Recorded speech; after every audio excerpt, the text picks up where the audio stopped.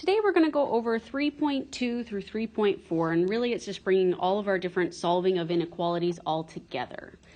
All right, so just as a quick reminder on here, we have solving our inequalities. If we put an open circle on our number line, that means it's either a less than or a greater than.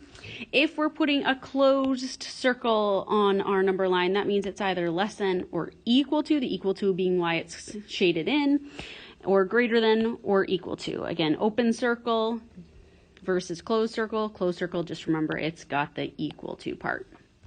All right, so let's practice some solving on here. All right, so in order to isolate this a, the first thing I need to do is minus the 10, so doing the opposite operation to move it over. I am left with negative 3a is less than negative 21. I'm going to divide both sides by negative 3.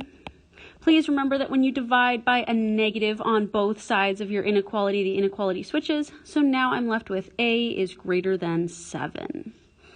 All right, putting that guy on a number line, go ahead and put 7 in the center, 2 above, 2 below.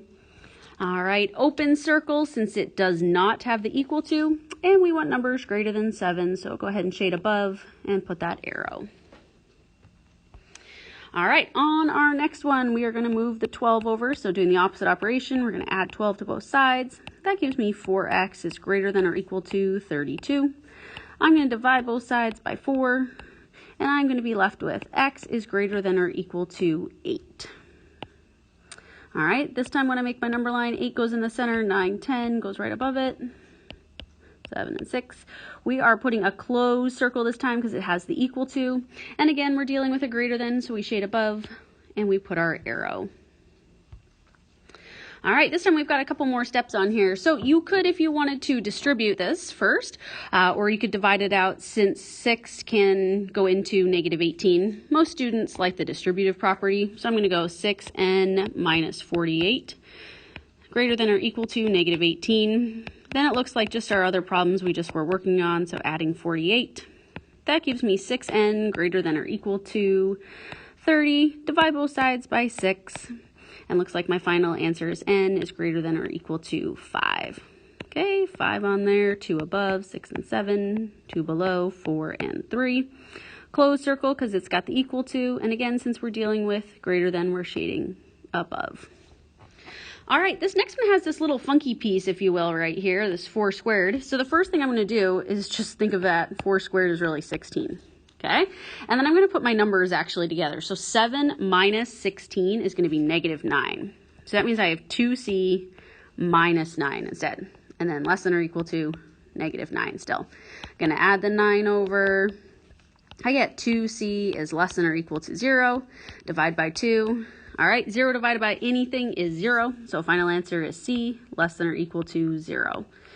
So number line for this guy, 0 in the center, 1, 2 for up above, negative 1, negative 2 below. Closed circle since it has the equal to, and this time we're dealing with a less than, so we are going to go to the left. All right, let's try a story problem. Gym membership is $325 upfront with no monthly fee, or it is $30 a month plus a $100 sign-up fee. For how many months is it cheaper to do the monthly? Okay, so we are trying to find out when this is the cheapest. Okay, so let's come up with an equation for that guy first. So it'd be $30 a month, so with our X or whatever letter you'd like to use, plus the $100 that we're just paying to sign up on there. Okay, all right, now we need to keep that price less than this guy right here. Okay, because it's saying for how many months is it cheaper to go with the monthly fee. So we want this guy to be less than $325. All right, so now that we have set up an equation, really we're just solving for it like we've been doing. So I'm going to go ahead and minus 100. All right, that gives me 30x is less than 225. We're going to divide both sides by 30. I'm hoping most of you are grabbing your calculator at this point instead of just guessing, or if you're really good at mental math, that would be awesome. So when we divide that out, we get x is less than or equal to 7.5. Now, remember that we were talking about months, so for 7.5 months. Now, the trick with these inequalities is we have to remember that how do you actually pay for stuff? So we pay for it during the month and you pay for it one time. So for 0 months, if we didn't even belong to the gym, it would obviously be cheaper to go with the monthly, because you'd have $100 that you paid versus the $325.